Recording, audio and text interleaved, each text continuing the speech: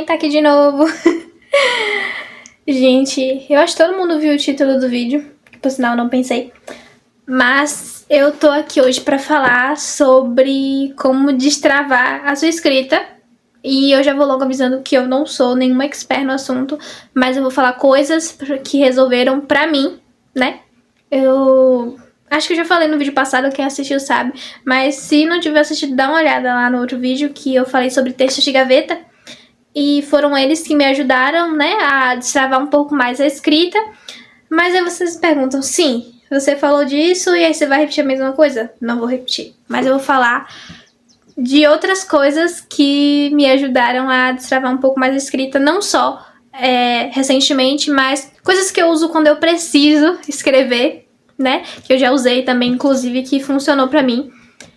E aí eu vou ensinar pra vocês. Bom, tem uma coisa que eu faço às vezes, na verdade eu comecei a fazer mais recentemente porque eu tava fazendo uma prova e eu precisava escrever. Sim, gente, prova escrita e ainda foi na faculdade. E eu tava com as ideias na cabeça, eu sabia o que eu devia escrever, mas eu não conseguia escrever, sabe? Os pensamentos organizados na minha cabeça, mas na hora de colocar em uma frase ou, no caso, em orações, eu não estava conseguindo pegar a caneta e simplesmente escrever. Então o que eu fiz? Eu passei a folha e eu fui rabiscar em outra página, né, que no caso não podia ser naquela porque o professor ia usar, e eu comecei a escrever a letra de uma música. Aí você me perguntou, tá, o que isso tem a ver? Bom, a minha trava naquele momento era mais de pegar a caneta e colocar no papel aquilo que eu tinha pensado. Então, o ato de eu pensar numa letra de uma música, né, uma música, obviamente que eu já sabia a letra toda, eu comecei a escrever ela. Inclusive, eu tenho uma prova aqui. Eu acho que não vai dar pra vocês verem direito, porque tá ao contrário também, né, mas eu realmente peguei a prova e comecei a rabiscar a letra de uma música, porque naquele momento aquilo ia servir pra mim pra destravar e eu consegui colocar manualmente, no caso, né, a escrita de uma coisa que eu já tinha na mente. Não tenho certeza se isso funcionaria no digital, porque eu nunca tentei fazer isso no digital, mas pelo menos manualmente funcionou pra mim, que é outra coisa que eu já vi algumas pessoas usando, que é ver a letra de uma música. Não só você escrever a letra de uma música, mas tipo, pensar e imaginar, né, criar os cenários na sua cabeça com aquela música, sabe? E isso realmente é bom.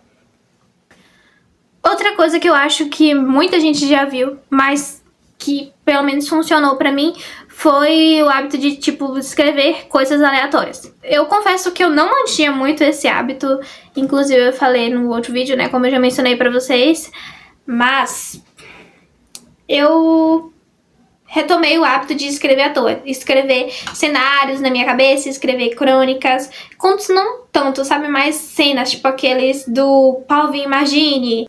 Eu acho que são cenas que, enfim, são cenas que eu imagino e eu acho interessante colocar no papel ou no bloco de notas do celular, que é onde eu armazeno isso. E você pergunta, tá, por quê? Porque vai que eu precise algum dia pra cena de algum outro conto, alguma novela que eu estiver escrevendo. Crônicas também, eu gosto de escrever crônicas, às vezes eu escrevo crônicas, né? Reflexões bem pequenas, não ensaios como aquele de os ensaios de Montagnier, mas pequenas reflexões, né, ao longo do dia, ou que alguém falou e que eu achei que seria interessante refletir um pouco sobre isso. Outra coisa que não é tão saudável assim é você consumir coisas de outras pessoas. Aí você me pergunta, tá, por que isso não é saudável? Buscar referências, etc, etc. Não é a questão de não ser saudável você aprender mais sobre o outro, pesquisar coisas. É mais na questão de comparação. Isso não é muito saudável, né? Uma comparação extrema que faz você se sentir mal. Mas às vezes,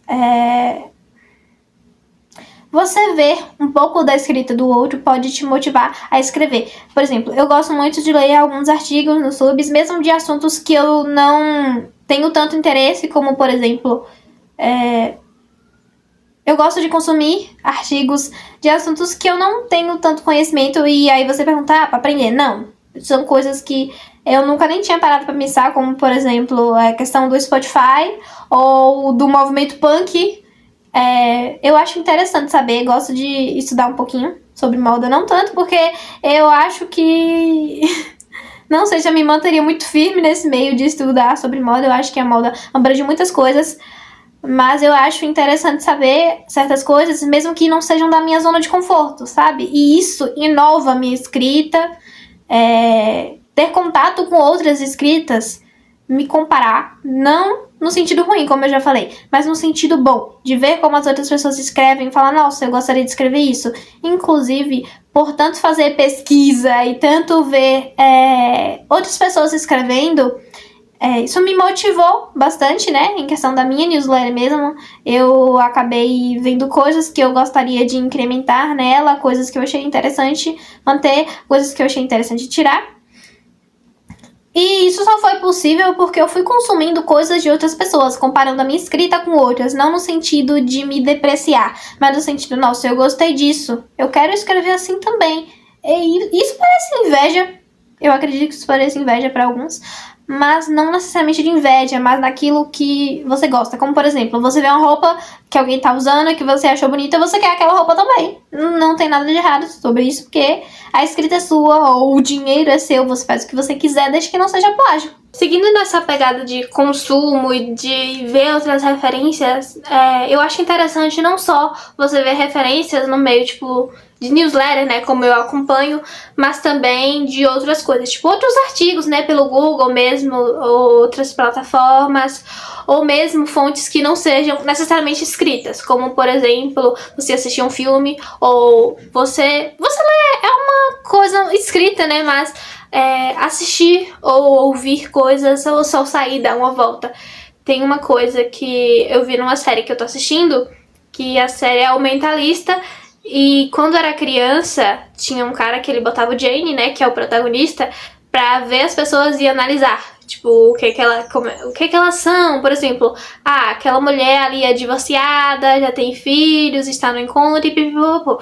Entendeu? Não que você vá deduzir totalmente aquilo, mas seria interessante você criar histórias, criar por criar, ver o que as pessoas estão fazendo, analisar pra onde possivelmente elas vão, entendeu? Por que isso? Porque é uma coisa leve, sabe? É tudo dedução, como as pessoas ficam fofocando, né? Falando, nossa, fulano tá com tal e tal roupa, eu acho que vai pra tal e tal lugar. Ou, nossa, como se porta. Enfim, é um exercício que você pode fazer escrito e que eu acho que dá pra você destravar bastante. Escrever só por escrever.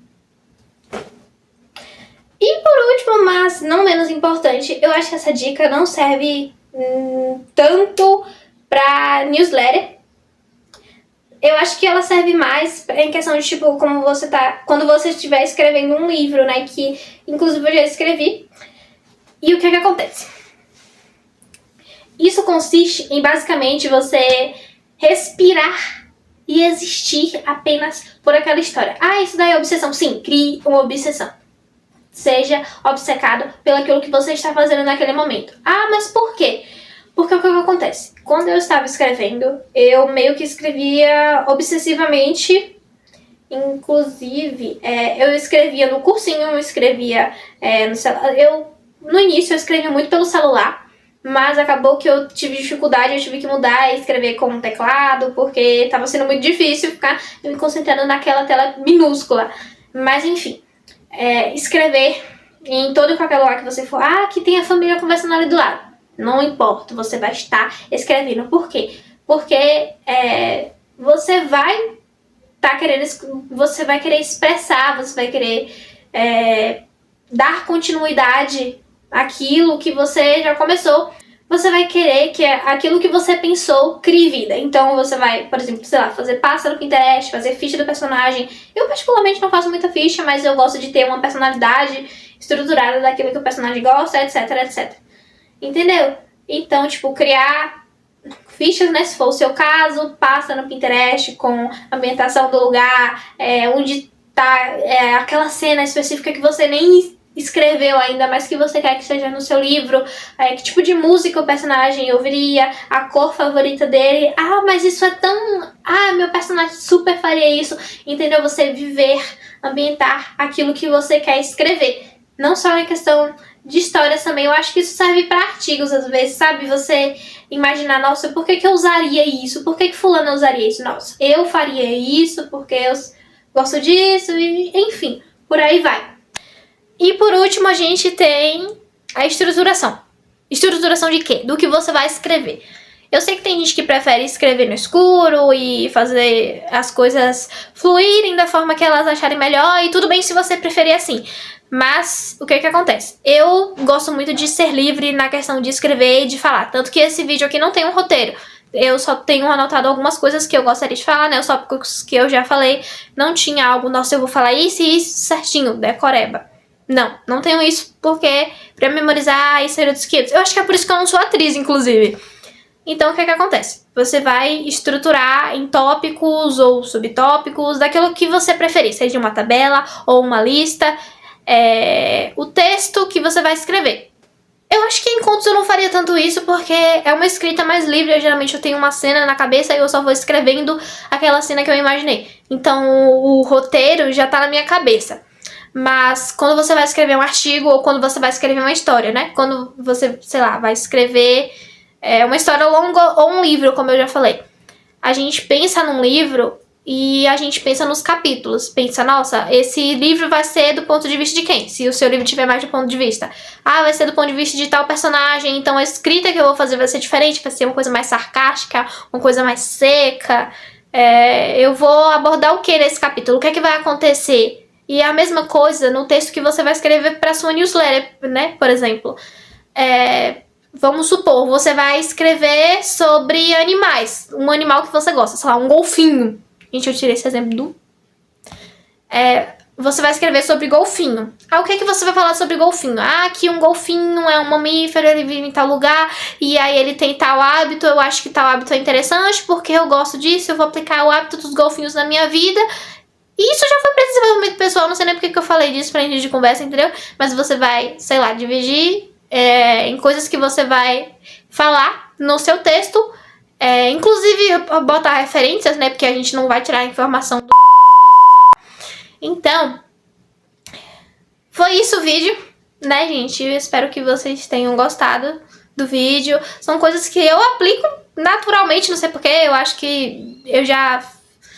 Eu não digo que eu sou uma expert em escrever, não digo que eu escrevo, nossa, que horrores e pipipipipi.